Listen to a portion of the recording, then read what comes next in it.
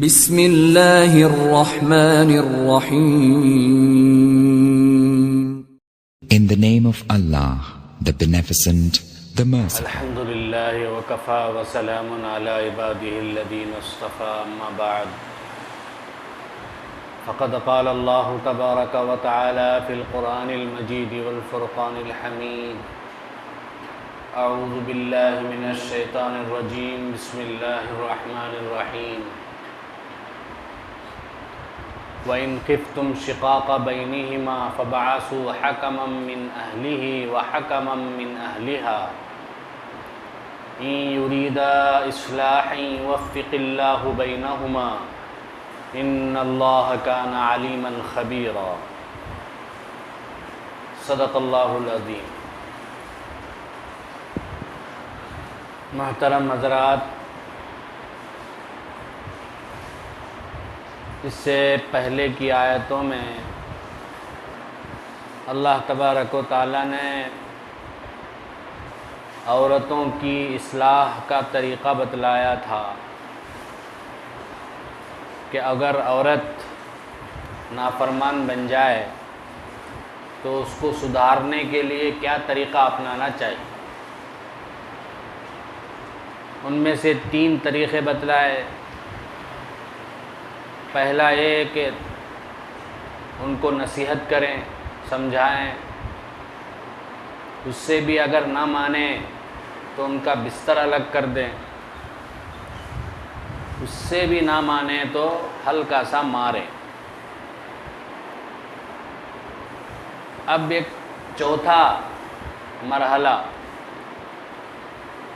آگے کا مرحلہ اب آگے اللہ بیان فرماتے ہیں. یہ 3 طریقوں سے بھی اگر میاں بیوی کا جھگڑا ختم نہ ہو تو کیا کرنا چاہیے. اللہ کہتے ہیں وَإِنْ خِفْتُمْ شِقَاقَ بَيْنِهِمَا، اگر تمہیں ڈر ہو جائے، اندیشہ ہو جائے میاں بیوی کے جھگڑے کا، تو فَابْعَثُوا، بھیجو، حَكَمًا مِّنْ أَهْلِهِ وَحَكَمًا مِّنْ أَهْلِهَا، ایک فیصل کو مرد کے گھر والوں کی طرف سے اور ایک فیصل کو بیوی کے گھر والوں کی طرف سے. اِن یریدا اصلاحا یوفق اللہ بینہما، اگر وہ دونوں فیصل میاں بیوی کے درمیان میں صلح کرنا چاہیں تو اللہ ان کو توفیق عطا کرے گا. ان اللہ کان علیما خبیرا، بے شک اللہ جاننے والا ہے، خبردار ہے.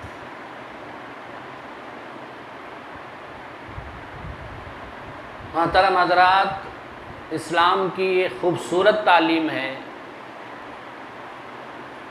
کہ اللہ ہمیں یہ سکھاتا ہے کہ میاں بیوی کا جھگڑا ہو تو جہاں تک ہو سکے میاں بیوی ہی آپس میں اس کو ختم کر لیں. آپسی جھگڑے کو باہر تک، گھر کے باہر نہ لے جائیں، حتیٰ کہ خاندان کو بھی نہ بتائیں. جہاں تک ہو سکے خود میاں بیوی بیٹھ کے اس کو حل کر لیں. یہ پہلا اسٹیپ، پہلا مرحلہ.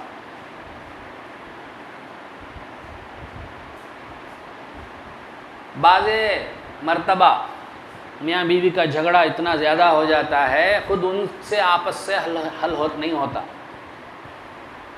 تو اللہ کہتے ہیں اب دوسرا مرحلہ یہ ہے کہ تم اپنے ان جھگڑوں کو اپنے خاندان کے بڑوں تک لے جاؤ. اپنے خاندان کے جو بڑے ہیں ان سے کہو. اب خاندان کے جو دونوں طرف کے جو بڑے لوگ ہیں ان کو چاہیے کہ وہ صحیح نیت کے ساتھ میاں بیوی کی شکایتیں سنیں. اس کی کیا شکایت ہے، اس کی کیا شکایت ہے. اگر شکایت صحیح ہے، جائز ہے تو اس کو دور کرنے کی کوشش کریں. اگر ناحق شکایت ہے، بیکار کی شکایت ہے تو سمجھائیں کہ یہ تمہاری شکایت بیکار ہے. تو جہاں تک ہو سکے ان میں ملاپ کرنے کی، ان کو ملا کر رکھنے کی کوشش کریں. اللہ کہتے ہیں اگر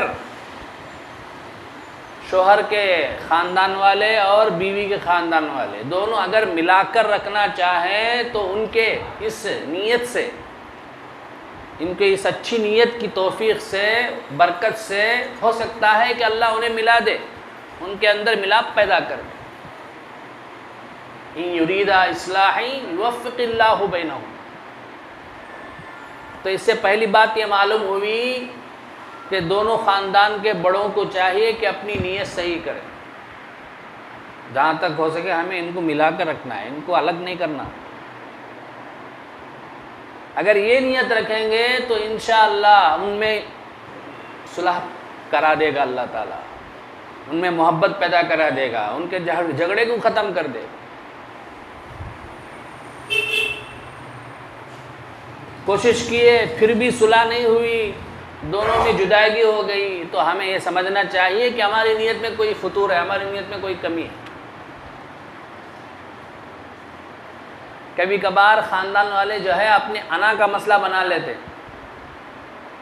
اپنی عزت کا مسئلہ بنا لیتے، انہیں ویسا بول ڈالا میری بچی کو، میں کیسا وہاں رکھنا، میں ہرگز رکھتا نہیں، انہیں میری بچی کے لائق اس نہیں، ایسا ویسا بول کے ناک کا مسئلہ بنا کے کیا کرتے، اپنی بچی کو وہاں سے کھینچ کے لے کر آ جاتے۔ حالانکہ چھوٹی سی بات ہوتی ہے وہ، اب وہ منت سماجت کر رہا ہے، معافی مانگ رہا ہے، آئندہ نہیں کرنے کا یہ کہہ رہا ہے، پھر بھی نہیں مانتے۔ انا کا مسئلہ بنا کے یہ سوچتے نہیں کہ بچی کا فیوچر کیا ہوگا، مستقبل کیا ہوگا، بچی بول ڈالی تو وہ صحیح رہے گا، بول کو کیا کرتے ہیں فوراً الگ کر لگے آ جاتے ہیں۔ اب زندگی بھر اپنے گھر میں رہتی، کب تک دیکھیں گے، باپ رہے گا، اس کے بعد اس کا بھی انتقال ہو جائے گا، اس کے بعد بھائیوں کے راہ میں کرم پر ہو جائے گی، وہ بھائی دیے تو اس کا گزارا چلے گا، نہیں تو نہیں۔ اب بھابیاں پتہ نہیں کیسے رہیں گی، اب زندگی بھر جو ہے وہ تکلیف میں رہتی، یہ سب سوچتے ہی نہیں۔ ناک کا مسئلہ بنا کے، انا کا مسئلہ بنا کے کیا کرتے ہیں، عزت کا مسئلہ بنا کے توڑ لوگ آ جاتے ہیں، ایسا نہیں ہے۔ پہلے دیکھنا ہماری بچی جو بول رہی ہے صحیح ہے کہ نہیں ہے،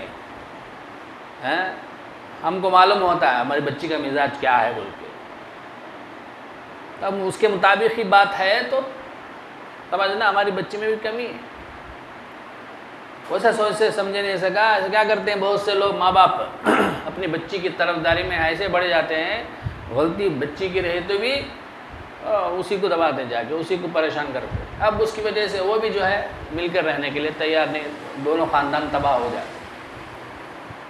تو اس آیت میں اللہ تنبیہ کر رہا ہے دونوں خاندان والوں کو کہ تمہارے اندر نیت صحیح ہونی چاہیے، جہاں تک ہو سکے ان کو ملا کر رکھنے کی کوشش ہونی چاہیے، نیت ہونی چاہیے۔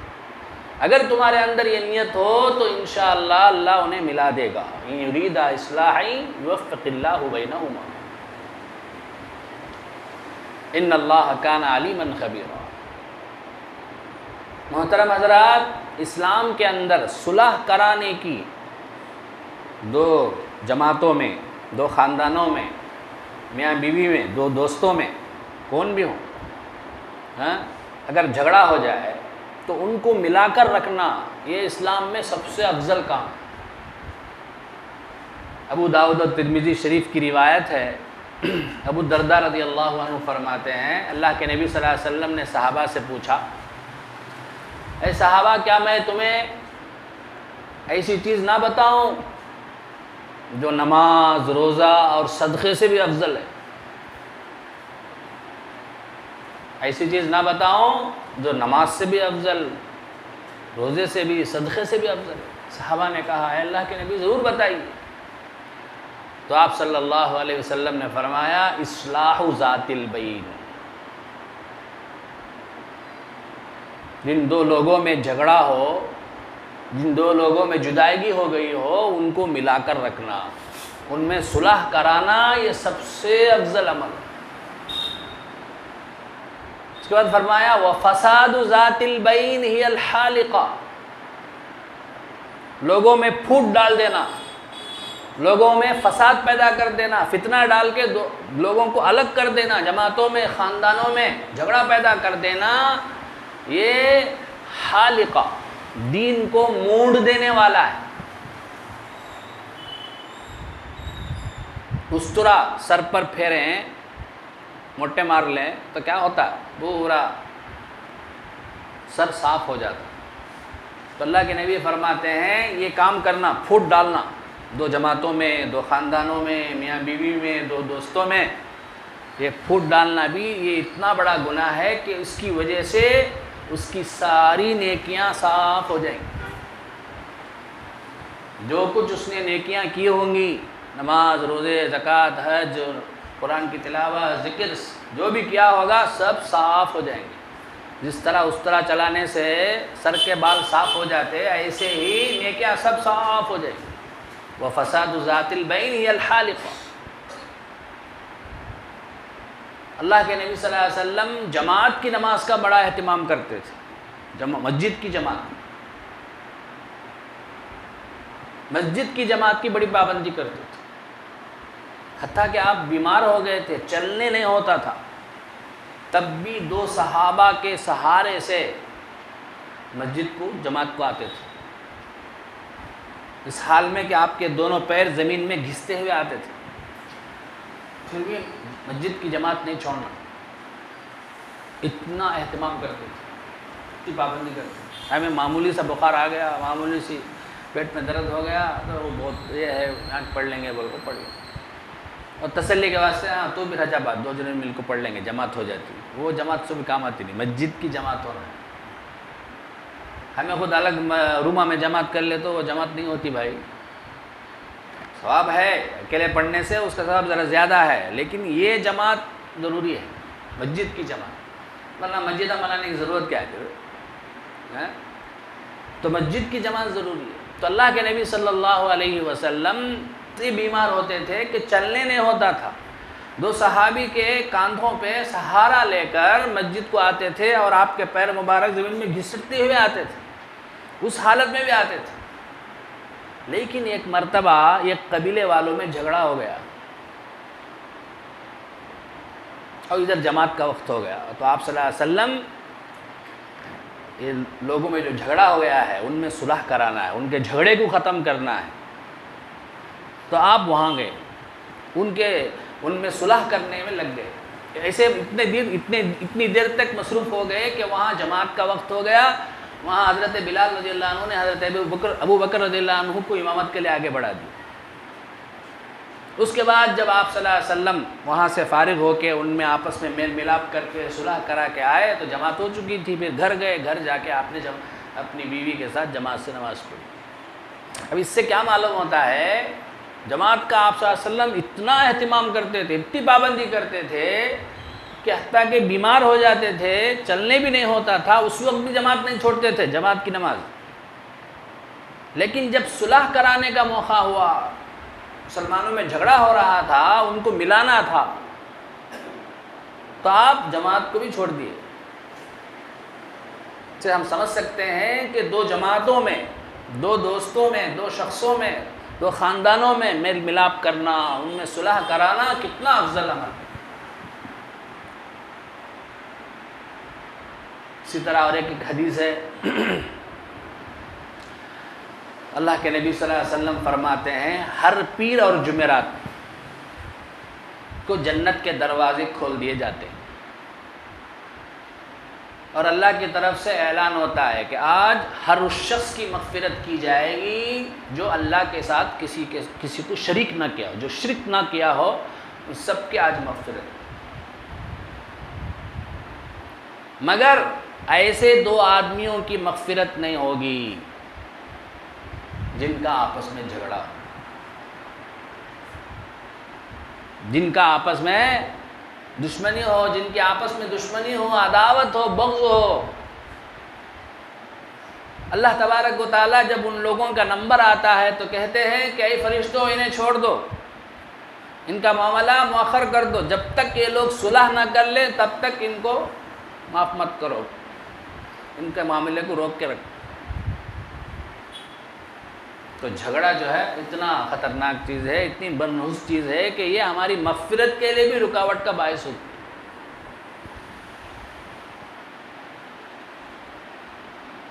اس لیے آپس میں مصالحت، صلح کرانا یہ اسلام کے اندر بہت ہی افضل عمل ہے. جھوٹ بولنا کتنا بڑا گناہ ہے. ہے نہیں. لیکن حدیث میں آتا ہے 3 موقعوں پر جھوٹ بولنا جائز ہے. پہلا، جنگ میں کافر سے جھوٹ بولنا، حالانکہ ہمارے پاس اتنا لشکر نہیں ہے، اتنی طاقت نہیں ہے، پھر بھی کافروں سے بولنا کہ ہمارے پاس اتنے ہزار کا لشکر ہے، اتنے لاکھ کا لشکر ہے. یا سامنے کافر ہے، ہمارے اوپر حملہ کرنے والا ہے، ہمارا اس سے یہ کہنا ذرا پیچھے دیکھو کوئی تمہیں بلا رہا ہے، ایسا بول کے اس کا توجہ ہٹانا، جیسے وہ پیچھے ہٹے اس کا گردن اڑا دینا. یہ جنگ میں جھوٹ اتنا ہے، جنگ میں یہ جائز ہے. ایک تو یہ. دوسرا، شوہر کا بیوی کے لیے جھوٹ بولنا یا بیوی کا شوہر کے لیے جھوٹ بولنا، یہ بھی جائز ہے، تاکہ ان میں محبت بڑھے. مثال کے طور پر بیوی زیادہ کیا بھی خوبصورت نہیں ہے، پوچھتی ہے بولو میں کیسی ہوں، تب انہیں بولتا ہے چاند کا ٹکڑا آ گیا ہے میرے گھر میں، ایسا اس کو خوش کرنے کے لیے، تو یہ جائز ہے، اس میں کوئی حرج نہیں. حدیث میں ہے، یہ صاف صاف حدیث میں. تو محبت بڑھانے کے لیے یہاں تک. یہ دوسری چیز. تیسری چیز، تیسرا موقع کیا ہے جہاں جھوٹ بولنا جائز؟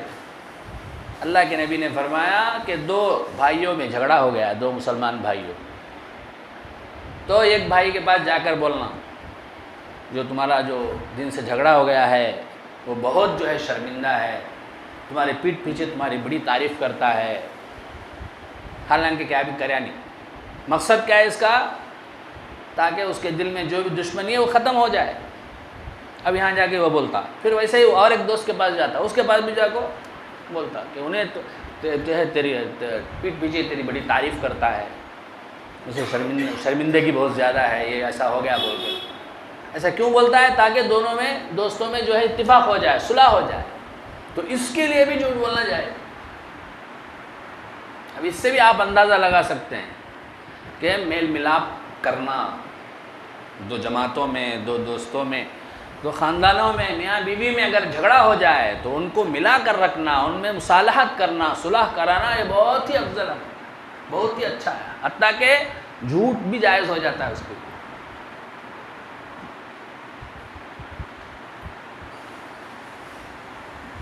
قرآن پاک میں حضرت داؤد علیہ السلام اور حضرت سلیمان علیہ السلام کا ایک واقعہ لکھا ہے.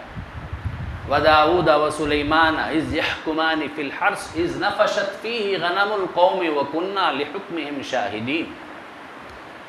داؤد علیہ السلام آ کر حضرت سلیمان علیہ السلام کے ابا ہیں، سلیمان علیہ السلام بیٹے، دونوں بھی بادشاہ بنے اپنے زمانے کے. اب داؤد علیہ السلام کا زمانہ تھا تو ان کے زمانے میں ایک مقدمہ آیا، ایک کیس آیا. ایک آدمی کھیت کا مالک اور ایک آدمی بکریوں کا مالک. کھیت کا مالک آ کر کیس داخل کرتا ہے کہ اے بادشاہ، اس کی بکریاں میرے کھیت میں رات کے وقت اندر آ گئی، آ کر پورے کھیت کو برباد کر دی. میرے کھیت کا پورے پودے کیا ہو گئے؟ ضائع ہو گئے، پوری پیداوار بیکار ہو گئی.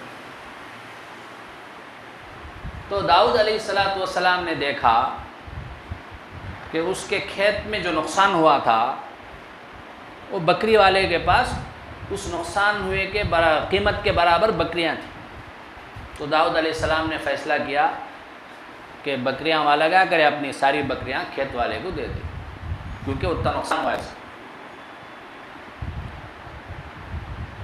اب یہ صحیح فیصلہ تھا، کیا بھی غلط کیا بھی نہیں تھا، کیونکہ نقصان اتنا ہی ہوا تھا. اس کا جتنا نقصان ہوا اس کا جرمانہ دینا ہے، اتنا فائن بننا ہے نا، اتنا ہی فائن تھا، برابر ہی فیصلہ صحیح تھا. اب یہ دونوں کھیت والا بھی اور بکریاں والا فیصلہ سن کر واپس آ رہے تھے. اب واپسی میں حضرت سلیمان علیہ السلام سے ملاقات ہوگی. تو سلیمان علیہ السلام نے پوچھا کیا فیصلہ ہوا؟ تو دونوں نے بتایا کہ اس طرح سے فیصلہ کیا ہے داؤد علیہ السلام نے. تو حضرت سلیمان علیہ السلام نے کہا اگر یہ معاملہ میرے پاس آتا تو میں ایسا فیصلہ کرتا جس میں دونوں کے لیے بھی بہتری ہو. یہ بول کر خاموش ہو گئی. اب یہ بات حضرت داؤد علیہ السلام کو، جو کہ ان کے والد تھے، ابا تھے، ان کو پہنچ گئی. تو داؤد علیہ السلام نے بیٹے کو بلا کر کہا کہ تم بتاؤ کیا فیصلہ کرتے ہو. حضرت سلیمان علیہ السلام نے کہا میں یہ فیصلہ کرتا کہ کھیت والے کو کہتا کہ تم وہ کھیت جو ہے بکریوں والے کے حوالے کر دو. اب بکری والا کیا کرے گا؟ اس میں محنت کرے گا، کھیتی باڑی کرے گا، یہاں تک کہ جب وہ کھیت اسی حالت پر آ جائے جس حالت پر پہلے تھا بکریاں چرنے سے پہلے، تو تمہیں حوالے کر دے گا اور تم اس وقت تک اس کی بکریاں لے لو گے اور وہ بکریوں سے جو بھی دودھ وغیرہ کا فائدہ ہے وہ اٹھاتے رہو گے. یہ فیصلہ کرتا. تو حضرت داؤد علیہ السلام نے کہا یہ تو بہت اچھا فیصلہ ہے. تو ان دونوں کو بلائے، پھر واپس بلائے کہ پھر یہی فیصلہ کر کے بھیجو. بکری والے کو بولے کہ تم اس کا کھیت لے لو، جا کے کھیتی باڑی کرو، محنت کرو، یہاں تک کہ جب وہ پرانی حالت پر آ جائے تو بکری والے کے حوالے، کھیت والے کے حوالے کر دو اور اپنی بکریاں واپس لے لو. تو یہاں ہمارے مفسرین کرام فرماتے ہیں داؤد علیہ السلام کا فیصلہ غلط تھا کیا؟ نہیں، ان کا فیصلہ اصل فیصلہ، ان کا فیصلہ کیا بھی غلط نہیں تھا، قانون کے مطابق وچ کرنا.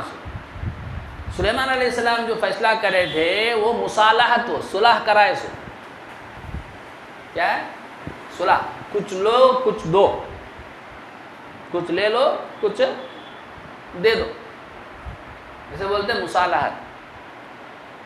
وہ جو قانون کا فیصلہ ہے اس میں کبھی کبھار کیا ہوتا، دلوں میں ناشاخیاں رہتی، میرے مطابق ہوا نہیں نا فیصلہ، اس کے مطابق ہوگا بول کو دلوں کے اندر عداوت رہتی ہے. اب باہر جانے کے بعد پتہ نہیں وہ کیا ہوتا، اگرچہ دب کو مان لیتے وہاں ڈر کو، لیکن باہر جانے کے بعد اور عداوت میں کیا ہو جاتی، بڑھ جاتی.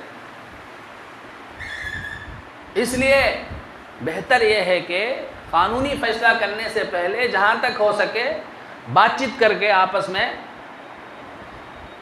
مصالحت کرانا، کچھ لوگ کچھ دو کا معاملہ کرا لینا، سیٹلمنٹ بولتے نہیں، سیٹلمنٹ ویسا کرانا، یہ بہتر ہے، افضل.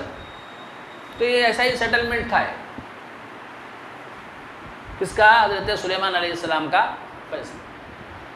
کیونکہ اب اس میں کیا ہوا، اس کی بکریاں اسے مل گئی اور کھیت بھی کھیت والے کو مل گیا وہ پرانی حالت پہ. اب دل میں کیا، ابھی رنجش نہیں. اسی لیے حضرت عمر رضی اللہ تعالیٰ عنہ اپنے جو بھی گورنر تھے دور دور کے علاقوں میں، ان کو باقاعدہ حکم دیتے تھے تمہارے پاس اگر ایسے فیصلے آئے تو پہلے جہاں تک ہو سکے ان میں ایسا مصالحت کراؤ، صلح کراؤ.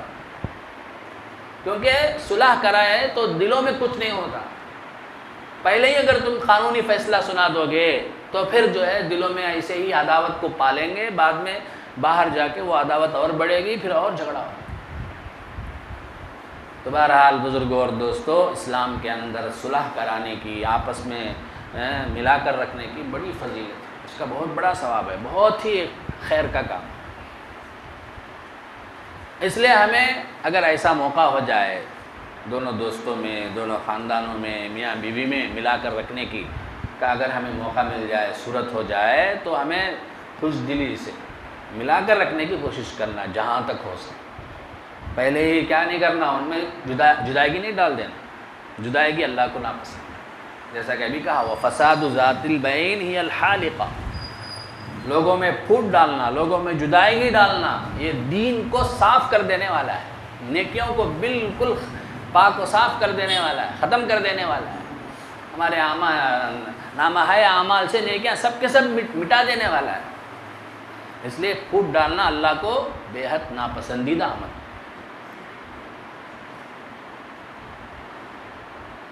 اللہ کے نبی صلی اللہ علیہ وسلم نے ایک حدیث میں فرمایا من ترک المراء وهو محق بني له بنی لہو قصر فی وسط الجنہ، جو شخص جھگڑا چھوڑ دیتا ہے حالانکہ وہ حق پر ہوتا ہے پھر بھی جھگڑا کرنا چھوڑ دیتا ہے تو اس کے لیے جنت کے بیچوں بیچ ایک محل تعمیر کیا جائے گا۔ اگر ہمارا ہی آپس میں کسی سے جھگڑا ہو جائے تو کیا کرنا، ہمیں بھی حق پر ہے، ہمیں معلوم ہے، پھر بھی چھوڑ دینا، ہمارا بھائی تو ہے، چھوڑ دینا جو ہے یہ بہت بڑا ثواب کا کام، تاکہ جھگڑا نہ ہو۔ فضائل اعمال میں حدیث سنے ہوں گے، اللہ کے نبی صلی اللہ علیہ وسلم کون سے دن شب قدر ہے، کون سی رات بتانے کے لیے آئے، اتفاق سے دو جو مسلمانوں میں جھگڑا ہو رہا تھا، تو آپ صلی اللہ علیہ وسلم نے فرمایا میں شب قدر بتانے کے لیے آیا تھا کہ کون سی رات ہونے والی ہے، لیکن تمہارے جھگڑے کی وجہ سے اس کی تعین اٹھا لی گئی۔ تو معلوم ہوا کہ جھگڑا بہت ہی ناپسندیدہ عمل ہے۔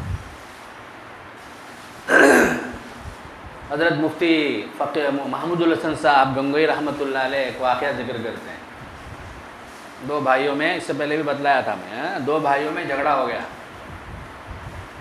کیا وجہ سے؟ باپ کا انتقال ہو گیا، جائیداد تقسیم ہوئے، سب تقسیم ہو گیا، صرف ایک جھاڑ تھا۔ اب وہ جھاڑ کے بارے میں ایک بھائی بولتا ہے یہ میرے حصے میں ہے، اور ایک بھائی بولتا ہے نہیں یہ میرے حصے میں۔